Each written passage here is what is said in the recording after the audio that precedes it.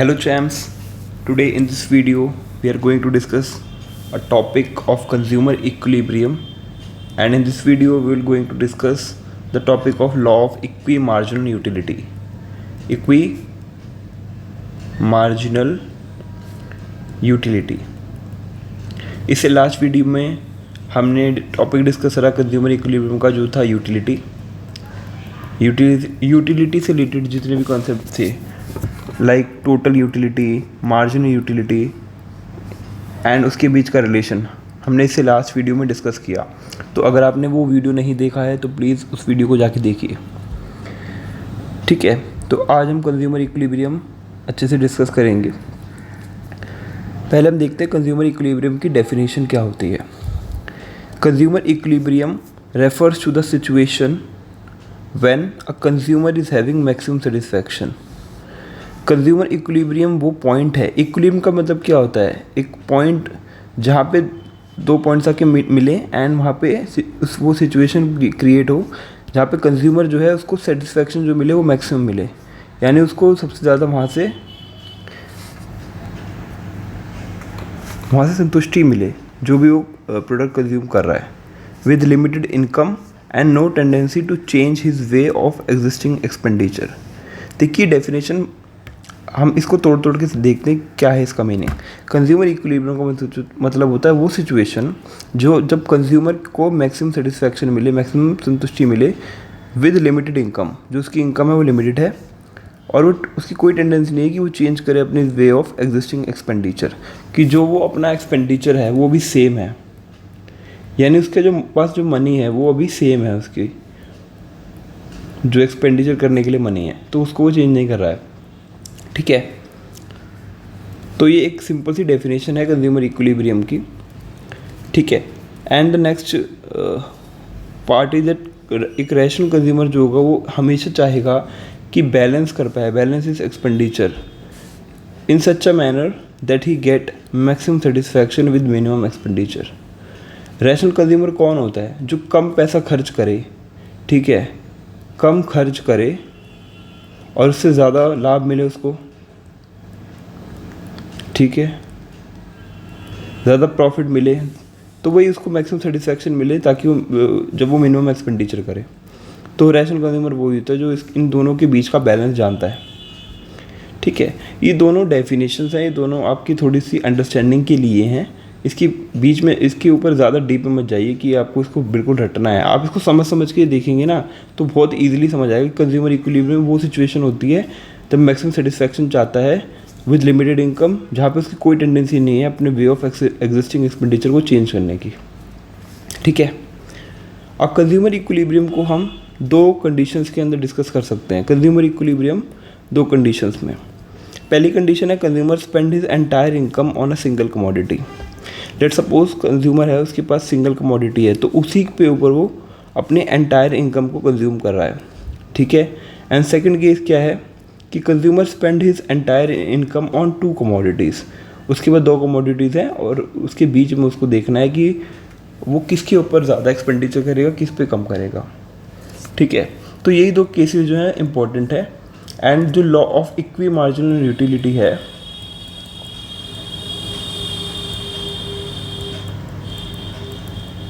वो इस वाले का कॉन्सेप्ट है, जब वो टू कमोडिटीज़ के बीच में देखेगा कि कहाँ पे हमें स्पेंड करना है। ठीक है, सो फर्स्ट केस लेते हैं कि कंज्यूमर इक्विलिब्रियम जो है सिंगल कमोडिटी के केस में।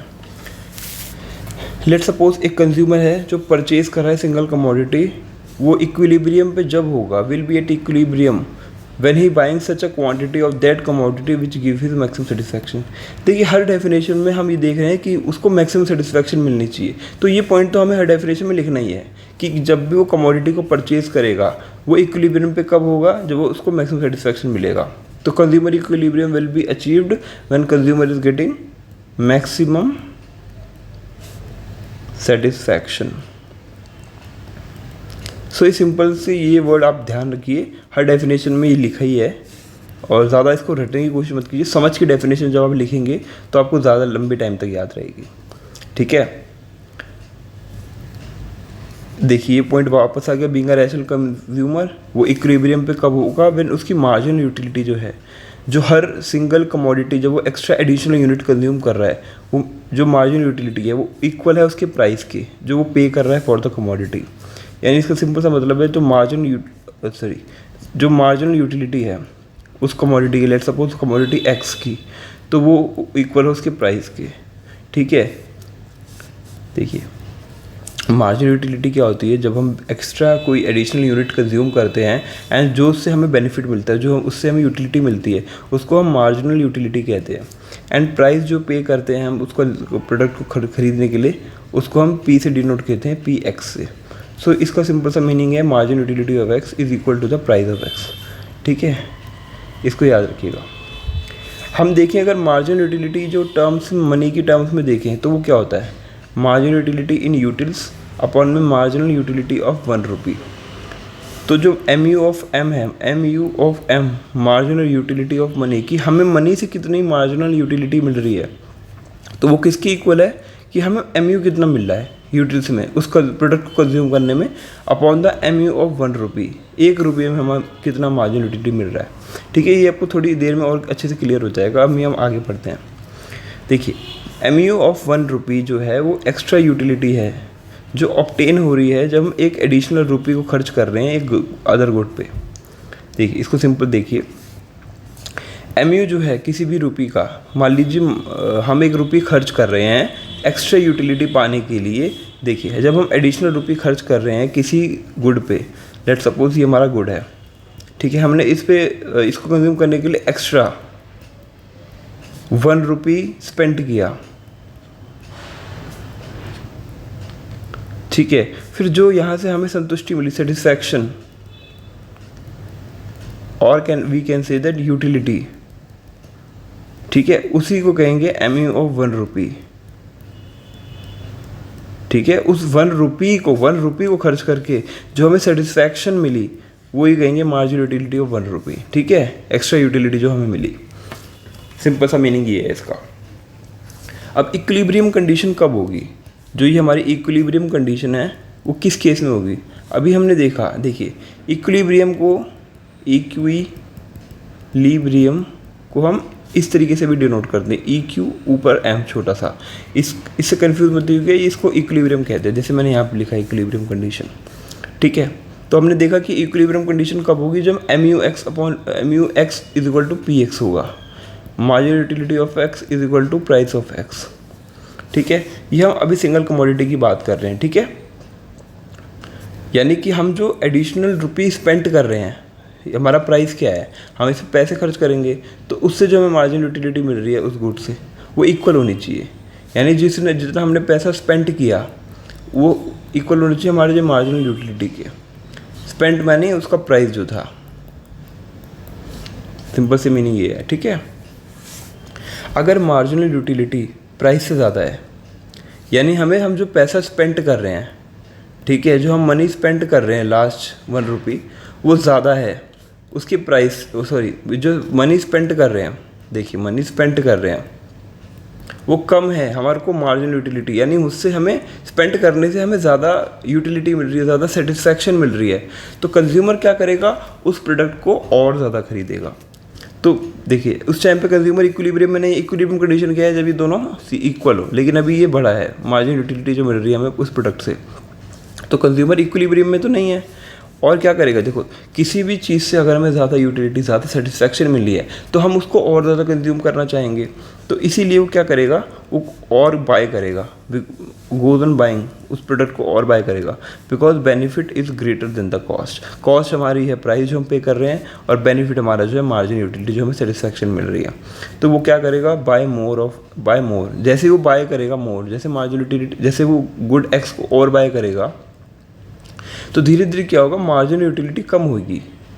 हमने पिछले वाले लास्ट वाले वीडियो में एक एग्जांपल देखा था, जब वो आइसक्रीम कंज्यूम करता है तो फर्स्ट आइसक्रीम कंज्यूम करने पे उसको मिलती है 20 यूटिल्स, सेकंड कंज्यूम करने पे मिलती है 16 यूटिल्स, थर्ड कंज्यूम करने पे मिलती है 10 यूटिल्स। तो धीरे धीरे मार्जिनल यूटिलिटी कम हो रही है, वो अपनी कंजम्पशन तो बढ़ा रहा है आइसक्रीम खाने की, पहली खाई, दूसरी खाई, तीसरी खाई, लेकिन जो यूटिलिटी मिल रही है वो कम होती जा रही है। तो यही यहाँ पे जो हमारा ऑथर है वो ये कहना चाहता है कि जैसे मार्जिन यूटिलिटी प्राइस की ज़्यादा होगी प्राइस से, तो कंज्यूमर इक्विलिब्रियम में नहीं होगा, क्योंकि वहाँ पे उसको मार्जिन यूटिलिटी ज़्यादा मिल रही है उसको गुड को कंज्यूम करने से, ठीक है। सो वो क्या करेगा, सॉरी गाइस, सो क्या करेगा वो क्या करेगा, बाय करेगा ज़्यादा एक्स को। लेकिन जैसे ही वो ज़्यादा बाय करेगा एक्स को, धीरे धीरे एक्स की जो MU है ना, मार्जिन यूटिलिटी, वो फॉल करने लगी। जैसे हमने इस एग्जांपल में देखा, MU फॉल करेगी because of operation of law of diminishing margin utility. जो लॉ ऑफ DMU है वो यहाँ पे ऑपरेट करने लगेगा और MU जो है धीरे धीरे फॉल होने लगेगा, ठीक है। MU जब धीरे धीरे फॉल होने लगेगा तो वो प्राइस के इक्वल होने लगेगा धीरे धीरे, law of diminishing margin utility. So MU becomes equal to price. At the end में आके MU जो है अभी तक इससे बड़ा था ना प्राइस से, अब वो क्या होगा, MU जो है प्राइस के इक्वल हो जाएगा। किस तरीके से, क्योंकि धीरे धीरे जो हम कंज्यूम कर रहे हैं उससे जो यूटिलिटी है, सेटिस्फैक्शन है, वो धीरे धीरे कम होने लगेगी। भले ही हम उसको इंक्रीज़ कर रहे हैं उसकी कंजम्पशन को, क्योंकि हमें वहाँ से यूटिलिटी मिल रही थी ज़्यादा, बट धीरे धीरे क्या होगा, मार्जिन यूटिलिटी वहाँ से कम होने लगेगी law of diminishing margin utility की वजह से। So MU becomes equal to price और कंज्यूमर फिर आ जाएगा maximum benefit and he is in equilibrium, वो इक्विलिब्रियम की कंडीशन में आ जाएगा, ठीक है। ये पहला केस है जब मार्जिन यूटिलिटी ज़्यादा होगी प्राइस से। दूसरा केस में हम सपोज करते हैं, सिमिलरली सपोज करते हैं कि मार्जिन यूटिलिटी कम है प्राइस से। देखिए यहाँ पे MUX is less than price, तो क्या होगा इस केस में, consumer is not at equilibrium, again consumer is not at equilibrium, so he will have to reduce consumption. क्योंकि अभी जो है वो प्राइस यानी पैसा ज़्यादा खर्च कर रहा है लेकिन यूटिलिटी उसको कम मिल रही है। तो यूटिलिटी कम मिल रही है तो पैसा ज़्यादा जो खर्च कर रहा है तो बेवकूफ़ है, मतलब गलत है, क्यों खर्च कर रहा है जब उसको यूटिलिटी कम मिल रही है। तो क्या करेगा, अपनी प्राइस जो रिड्यूस करेगा कंजम्पशन को, कम खर्च करेगा, कम कंज्यूम करेगा of commodity X to raise his total satisfaction. और जैसे ही वो कम करेगा तो PX नीचे आने लगेगा और वो इक्वल हो जाएगा MX के, till MUX is equal to PX। वो जब तक कम खर्च करता रहेगा जब तक MUX is equal to PX ना हो जाए। तो जैसे ही वो हुआ कंज्यूमर इक्विलिब्रियम कंडीशन में आ जाएगा, ठीक है। देखिए एक यहाँ पे एक डायग्राम समझते हैं हम, कर्व समझते हैं। ये हमारा MU कर्व ही है, मार्जिन यूटिलिटी कर्व है, ठीक है। तो लेट्स सपोज हमने पिछले वाले एग्जांपल में देखा था, तो ये है हमारा X एक्सिस और ये हमारा Y एक्सिस है। यहाँ पे हमने units of consume commodity X लिए, कितने यूनिट है, 1 है, 2 है, 3 है, 4 है, 5, कितने यूनिट्स हम X के कंज्यूम कर रहे हैं। और यहाँ पे उस कंजम्पशन जो हमें यूटिलिटी मिल रही है वो हमने यहाँ लिखा है मार्जिन यूटिलिटी ऑफ X, ठीक है। कमोडिटी खर्च कर वो यूज़ कर कंज्यूम करने पे जो हमें मार्जिन यूटिलिटी मिल रही है। सो गाइस अगर देखिए ये हमारा MU कर्व था जो हमने पिछले वाले एग्जांपल में पढ़ा था, वही वाला बिल्कुल सेम एग्जांपल ही है कि पहले यूनिट कंज्यूम करने पे उसको 20 यूनिट्स मिल रहा है, सेकंड यूनिट कंज्यूम करने पे उसको 16 मिल रहा है, थर्ड पे उसको 10 मिल रहा है, फोर्थ पे उसको 4 मिल रहा है एंड फिफ्थ पे उसको 0 मिल रहा है एंड लास्ट यूनिट पे उसको -6 मिल रहा है। यही वाला कर्व हमने पढ़ा था। तो इसको हम पॉइंट्स को जॉइन करेंगे तो MU कर्व आ जाएगा। इस पॉइंट पे MU 0 है क्योंकि यहाँ पे उसकी सेटिस्फैक्शन 0 हो गई, इसको पॉइंट ऑफ सैटिस्फैक्शन भी कहते हैं। अब कंज्यूमर इक्विलिब्रियम देखो इन्होंने किस तरीके से निकाला है। इन्होंने कुछ नहीं किया, प्राइस को लेट सपोज हमारा प्राइस है यहाँ पे 10 रुपीज़, तो हमने यहाँ से प्राइस की लाइन खींची इस तरीके से, प्राइस की PX, ठीक है। लेट सपोज मार्केट में प्राइस है PX, ठीक है, और यहाँ पे हमारे MU कर्व है जो पॉइंट पे जाके मीट कर रहे हैं। देखिए इस पॉइंट पे मीट कर रहे हैं, यही हमारा कंज्यूमर इक्विलिब्रियम है, जहाँ पे मार्जिन यूटिलिटी, ये मार्जिन यूटिलिटी है और ये प्राइस है, ये हमारे दोनों मीट कर रहा है, ये इक्वल हो रहा है यहाँ पे, तो ये हमारा कंज्यूमर इक्विलिब्रियम है। इस पॉइंट पे हमारी जो मार्जिन यूटिलिटी है वो हमारी 10 है और हमारा जो प्राइस है वो यूनिट कंज्यूम कर रहे हैं 3। यानी कि जब हम 10 रुपये खर्च करेंगे, ठीक है, ये हमारा प्राइस है 10 रुपये, उससे हमें जो यूटिलिटी मिल रही उस कंज्यूम करने पे 3 यूनिट्स को, तो उस पे जो हमें को वो आएगा हमारा कंज्यूमर इक्विलिब्रियम आएगा, वो पॉइंट E होगा। ये पॉइंट E है, देखिए E पॉइंट पे देखिए कुछ नहीं, इसमें कुछ ज़्यादा एक्स्ट्रा ऑर्डिनरी नहीं है, कुछ नहीं है, खाली जैसे MU कर्व हमने बनाना सीखा, ये MU कर्व है। And let suppose market price है 10 रुपीज़, तो यहाँ पे 10 रुपीज़ की हमने लाइन खींची थी प्राइस की, उस कमोडिटी की प्राइस है 10 रुपीज़, किसी भी एक कमोडिटी का प्राइस तो एक ही रहेगा ना। लेट सपोज हम आइसक्रीम खरीद रहे हैं तो कोई हम आइसक्रीम 10 रुपीज़ की मिल रही है, लेट सपोज वही है कि 10 रुपीज़ की आइसक्रीम है, तो ये प्राइस है उसका, तो और ये MUX है, मार्जिन यूटिलिटी उस कमोडिटी की। सो जब ये पॉइंट दोनों मीट करेंगे तो इस पॉइंट पे कंज्यूमर इक्विलिब्रियम आ जाएगा, एंड इस पॉइंट पे हम 3 यूनिट्स कंज्यूम कर रहे हैं एक्स की, ठीक है। तो इसी को कहेंगे हम consumer equilibrium. The consumer will be at equilibrium at point E when he consumes 3 units of commodity X, 3 unit of commodity X, because at point E MUX is equal to PX। ये जो PX है ये equal है MUX के इस point पे, तो ये कंज्यूमर इक्विलिब्रियम है, ठीक है। सो इट कैन बी हम एक संक्षिप्त कर सकते हैं कि कंज्यूमर जो है in consumption of single commodity, let suppose X commodity, will be at equilibrium जब MUX is equal to PX होगा। जब मार्जिन यूटिलिटी उसके स्पेंट जो कर रहा है वो प्राइस उसकी इक्वल होगी ना, तभी वो इक्विलिब्रियम होगा, क्योंकि उस टाइम पे जो उसको सेटिस्फैक्शन मिल रही है उसका ही वो प्राइस दे रहा है, उसका ही वो कॉस्ट बियर कर रहा है, इसीलिए वो इक्विलिब्रियम कंडीशन में रहेगा, ठीक है। हम इसको इस तरीके से भी लिख सकते हैं कि margin utility of X upon margin utility of money is equal to price of X। देखिए मार्जिन यूटिलिटी ऑफ मनी जो होता है ना वो कांस्टेंट होता है।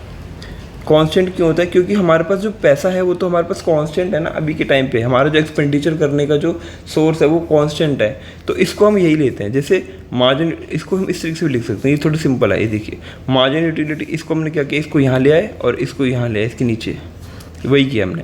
MUX ऊपर आ गया, PX नीचे आ गया और ये MUM के बराबर है। MUM क्या है? कांस्टेंट है। ये क्या है? हमारा एक्सपेंडिचर, हमारे पास कितना पैसा है, तो ये तो हमारे पास कांस्टेंट रहेगा, क्योंकि हम एकदम से तो हम अपनी वो तो बजट तो बढ़ा नहीं लेंगे ना, हमारा बजट तो इतना ही है खर्च करने का पैसा, तो ये हमारा कांस्टेंट है। तो MUX अपॉन PX है। जब ये कांस्टेंट है, लेट सपोज MUM जो है हमारा 1 है, तो जब ये PX इससे 1 से मल्टीप्लाई होगा तो ये क्या बन जाएगा, MUX is equal to PX। तो यही इक्विलिब्रियम कंडीशन यही वाली आ जाएगी। हमने यहाँ पे MUM को 1 लिया है। 1 मतलब क्यों 1 लिया? क्योंकि कांस्टेंट है। कांस्टेंट इसलिए है क्योंकि हमारा बजट जो है चेंज नहीं होगा एकदम से, बजट जो है हमारा उतना ही रहेगा, जो हमें एक्सपेंडिचर करना है वो उतना ही रहेगा। बस हमें ये देखना है कि कितना हमें खर्च करना है, कितना प्राइस देना है उस मार्जिन यूटिलिटी के लिए जो हमें मिल रहा है उस कंजम्पशन से। तो हमने सिंगल कमोडिटी की केस में कंज्यूमर इक्विलिब्रियम समझ लिया। अब हम डबल कमोडिटी यानी 2 कमोडिटीज़ है हमारे पास, है ना, उसके केस में कंज्यूमर इक्विलिब्रियम किस तरीके से निकलता है वो हम देखते हैं। सो रियल लाइफ के अंदर ना, अगर रियल लाइफ सिनेरियो देखा जाए तो कंज्यूमर जो है नॉर्मली दो कमोडिटीज़ को कंज्यूम करता है। कंज्यूम मोर देन 1 कमोडिटी, 2 या 2 से ज़्यादा हो सकती है, क्योंकि कोई भी कंज्यूमर एक कमोडिटी, आपने कभी देखा है कि हम सिर्फ एक कमोडिटी लेके रह रहे हैं एक से ज़्यादा ही कमोडिटी हम यूज़ करते हैं। तो उस सिचुएशन में law of equi margin utility होता है, जो कि हेल्प करता है हमें ऑप्टिमम एलोकेशन ऑफ इनकम।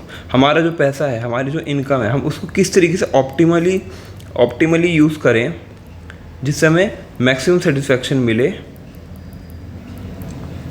ठीक है, एंड हम इक्विलिब्रियम कंडीशन में रहें। तो इसी को हमें डिस्कस करना है। ये हमें law of equi margin utility help करता है, ठीक है। ये कॉन्सेप्ट का नाम है, इसमें ज़्यादा इसका मीनिंग मत जाइए कि इसका क्या मीनिंग है। इक्वी मार्जिन यूटिलिटी क्या, इक्वल मार्जिन यूटिलिटी क्या होती है, वही इक्वल एक एडिशनल रुपी स्पेंड करने से जो हमें सेटिस्फैक्शन मिलती है उसी को हम मार्जिन यूटिलिटी कहते हैं। तो इक्वेट करना है उस मार्जिन यूटिलिटी को। अभी देखिए हम समझते हैं किस तरीके से करेंगे हम। देखिए according to the law of equi marginal utility, इस लॉ के अगर संदर्भ में देखा जाए, a consumer get maximum satisfaction when, consumer को सेटिस्फैक्शन कब मिलेगी, जब MUX अपॉन PX इक्वल होगा MUY अपॉन PY। यहाँ पे हम 2 कमोडिटीज़ की बात कर रहे हैं, तो हमारे लेट सपोज गुड X है एट गुड Y है, हमारे पास 2 गुड्स हैं, ठीक है, हम 2 गुड्स को कंज्यूम कर रहे हैं, ठीक है। तो MUX upon PX is equal to MUY upon PI। जब हमारा इक्वल होगा ना तो हम इक्विलिब्रियम कंडीशन में होंगे। 2 कमोडिटीज़ यूज़ कर रहे हैं, तो पहली कमोडिटी लेट सपोज MUX से हमारे को जो मार्जिन यूटिलिटी मिल रही है उस प्राइस को स्पेंड करके वो इक्वल होनी चाहिए मार्जिन यूटिलिटी जो हमें Y से मिल रही है उसके ऊपर प्राइस खर्च करने से, ठीक है। पी एक्स का मतलब क्या है, हम जो उस पर मनी स्पेंड कर रहे हैं, कितने रुपीज़ का है। मान लो 10 रुपीज़ की आइसक्रीम है, तो हमने 1 यूनिट खरीदी, 2 यूनिट खरीदी, तो हम इसको मल्टीप्लाई करेंगे ना, पहले 10 रुपये की आइसक्रीम हो गई, ठीक है, फिर अब दूसरी आइसक्रीम में 10 रुपये हो गई, फिर तीसरी आइसक्रीम में 10 रुपये, तो ये 30 रुपये हमारा बजट हो गया। हमने 3 आइसक्रीम खाई, 30 रुपये बजट हो गया। तो वही हम प्राइस तो 30 रुपये स्पेंड कर रहे हैं, तो वही प्राइस को हम इस तरीके से कंसिडर करते हैं। तो मार्जिन यूटिलिटी हमें एक आइसक्रीम से कितनी मिल रही है उस प्राइस को खर्च करने से। लेट सपोज प्राइस हमारा 10 है, तो 10 खर्च करने से हमें कितना यूटिलिटी मिल रही है उस आइसक्रीम को कंज्यूम करने पे। तो वही पी एक्स है, इसलिए हम इसको इस तरीके से रिलेशन लिखते हैं, M U X upon P X, है ना, M U Y upon P Y. अगर यहाँ पे कोई और कमोडिटी होती तो M U Z upon P Z लिख सकते थे, अगर 3 कमोडिटी। लेकिन अब इक्वी मार्जिन यूटिलिटी की बात करें तो उसमें 2 ही कमोडिटीज़ को यूज़ करते हैं, ठीक है। तो हाइपोथेटिकल सिचुएशन लीजिए कि ये हमारा M U X upon P X है और ये हमारा इक्वल है M U Y upon P Y, तो ये ही हमारी इक्विलिब्रियम कंडीशन है।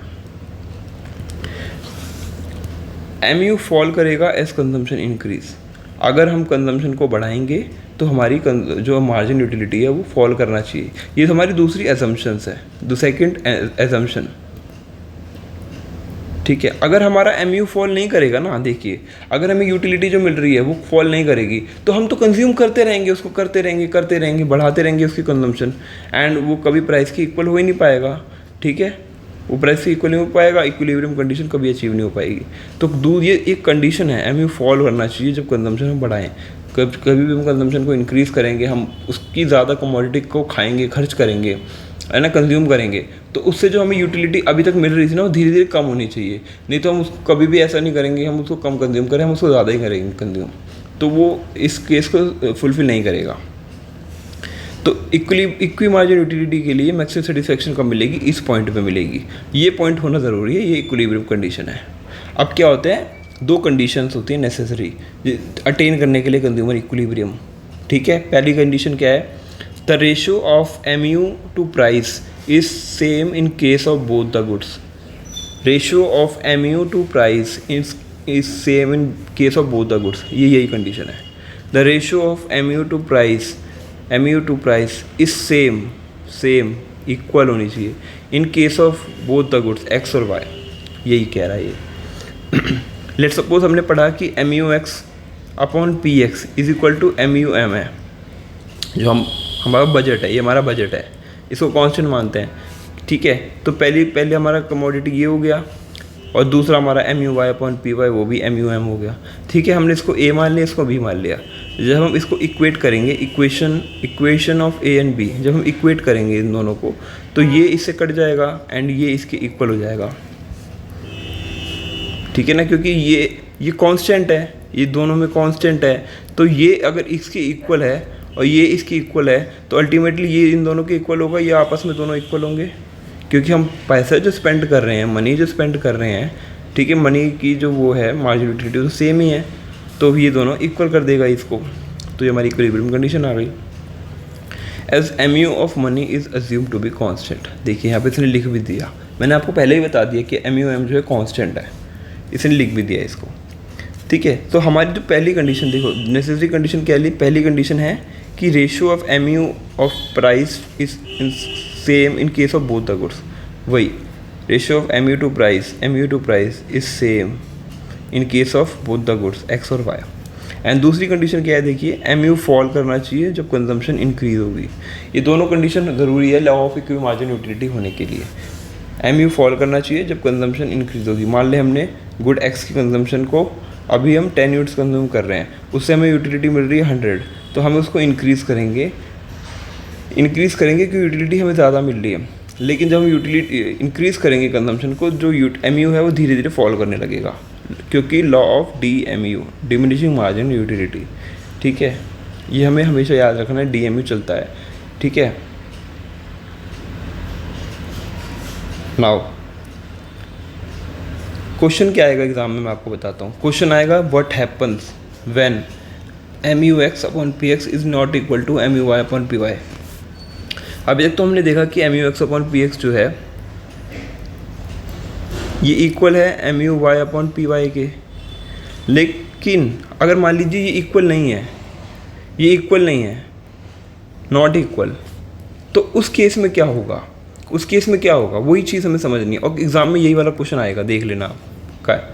तो इसको आपको अच्छे से करके जाना है। अभी तक हमने कंडीशन समझा कि M U X upon P X M U Y upon P A होता क्या है, इक्विलिब्रियम कंडीशन क्या होती है, ये हमने समझा। लेकिन अगर इक्विलिब्रियम में नहीं है वो, ये M U X upon P X इसकी इक्वल नहीं है, यानी इक्विलिब्रियम कंडीशन नहीं है ना, वो इक्विलिब्रियम कंडीशन हमें पता है कि ये इसकी इक्वल होना चाहिए, लेकिन अगर ये इक्वल नहीं है तो इक्विलिब्रियम कंडीशन नहीं है। तो किस तरीके से हम इसको और इसको इक्वल करेंगे, किस तरीके से इक्विलिब्रियम कंडीशन लाएंगे हम, वही है ये, वही कॉन्सेप्ट है। देखिए अगर ये इसके इक्वल नहीं है, अगर ये इसके इक्वल नहीं है तो या तो इससे बड़ा होगा, या तो ये बड़ा होगा, ये छोटा होगा, क्योंकि इक्वल नहीं है, ठीक है। ये तो ये बड़ा होगा और ये छोटा होगा, ये छोटा होगा, ये छोटा होगा और ये बड़ा होगा, वही चीज़ है। सपोज करते हैं कि ये बड़ा है, M U X upon P X बड़ा है M U Y upon P Y से, M U X upon P X M U Y upon P Y से बड़ा है। इस केस में क्या है, देखिए इस केस में लिखा है, प्रॉपर लिखा हुआ है, consumer is getting more M U in case of good X. जब एम यू यहाँ पर बड़ा है इससे, मार्जिन यूटिलिटी बड़ी है इससे, तो यहाँ से उसको ज़्यादा यूटिलिटी मिल रही है और यहाँ से उसको कम मिल रही है, तो ऑब्वियस सी बात है कि वो एक्स को ज़्यादा कंज्यूम करना चाहेगा, क्योंकि उसको यहाँ से ज़्यादा यूटिलिटी मिल रही है पैसा खर्च करने पे। तो लिखा है ना, getting more M U in case of good X as compare to good Y, good Y से ज़्यादा मिल रही है, तो क्या करेगा, therefore he will buy more X and less Y, इस पर ज़्यादा खर्च करना चालू कर देगा, क्योंकि यहाँ से यूटिलिटी ज़्यादा मिल रही है। लेकिन क्या होगा, जैसे ही वो इस पर ज़्यादा खर्च करना चालू करेगा, it will lead to fall in M U X, क्योंकि हमें पता है law of D M U क्या कहता है कि जैसे हम कंजम्पशन बढ़ाएंगे तो मार्जिन यूटिलिटी जो है उस गुड से वो कम होने लगेगी। तो एम यू एक्स की मार्जिन यूटिलिटी कम होने लगेगी, फॉल करने लगेगी, lead to fall in M U और rise in M U M U Y, और धीरे धीरे इसकी यूटिलिटी बढ़ने लगेगी। देखिए कोई भी चीज़ हम ज़्यादा कंज्यूम करते हैं तो इस केस में हम अजम्पशन लेके चल रहे हैं कि वो फॉल करने लगेगा उसका एम यू, अगर हम उसको कंज्यूम ज़्यादा करेंगे। तो ऑब्वियस सी बात है, अगर हम इसको ज़्यादा कंज्यूम करेंगे तो इसका एम यू फॉल करेगा और इसका एम यू राइज करेगा, क्योंकि हम इसको कम कंज्यूम कर रहे हैं, ठीक है। और कंज्यूमर जो है वो कंटिन्यू करता रहेगा buy more of X, X को जब तक बाय करेगा, जब तक till the time M U X upon M U Y M U X upon P X is equal to M U Y upon P I, and equilibrium condition achieve हो जाएगी। And second case देखिए, अभी हमने देखा कि M U x बड़ा था, अब हम देखेंगे M U Y upon P Y बड़ा है, ठीक है। सेम केस है, अब इसमें खाली गुड चेंज हो गया, consumer is getting more M U, यहाँ पे ज़्यादा एम यू मिल रहा है उसको पर rupee in case of good Y as compare to good X, good X के संदर्भ में उसको गुड वाई से ज़्यादा मार्जिन यूटिलिटी मिल रही है, तो वो क्या करेगा, वो बाय करेगा ज़्यादा वाई को ज़्यादा बाय करेगा, एंड लेस ऑफ एक्स को कम करेगा, इसको ज़्यादा बाय करेगा। बट इससे क्या होगा, law of D M U तो हमें कहता है कि जैसे ही वो वाई को ज़्यादा बढ़ाना चालू करेगा, उसके अंदर एम यू एक्स जो उसका जो वो होगा मार्जिन यूटिलिटी वो फॉल करने लगेगी। देखिए ये ना, मैं बताता हूँ, ये वाई है, ये वाई है और ये एक्स है,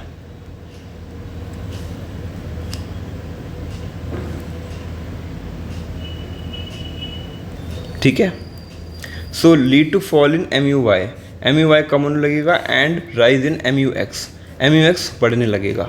जैसे जैसे वो मार्जिन वाई पे ज़्यादा कंज्यूम करेगा तो मार्जिन यूटिलिटी ऑफ वाई जो है बढ़ने लगेगा, इसका ये जो मार्जिन यूटिलिटी कम होने लगेगा, क्योंकि law of D M U क्या कहते हैं, जो भी हम प्रोडक्ट या कमोडिटी को ज़्यादा कंज्यूम करेंगे तो उसका धीरे धीरे मार्जिन यूटिलिटी कम होने लगेगा।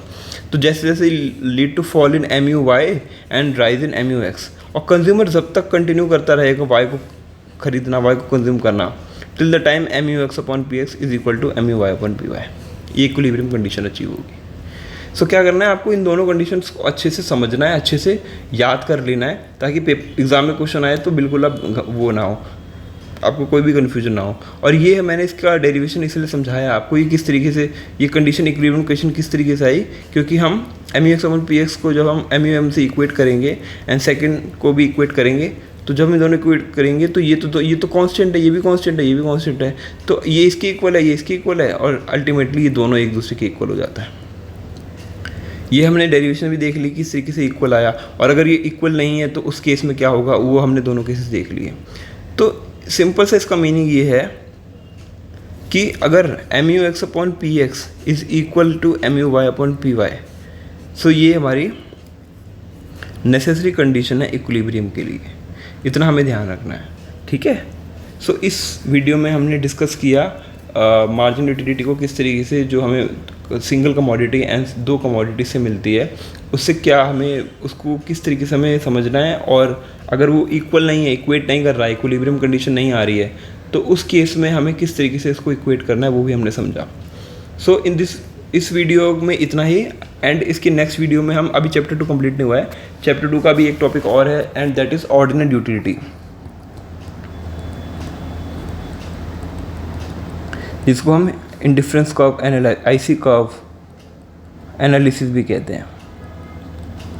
सो इस वीडियो में आप बने रहिएगा, वो बहुत इंपॉर्टेंट वीडियो है, एंड इस वीडियो को हम अपलोड करेंगे कल, हम इसको टॉपिक को कल डिस्कस करेंगे। सो वीडियो में बने रहने के लिए थैंक यू सो मच।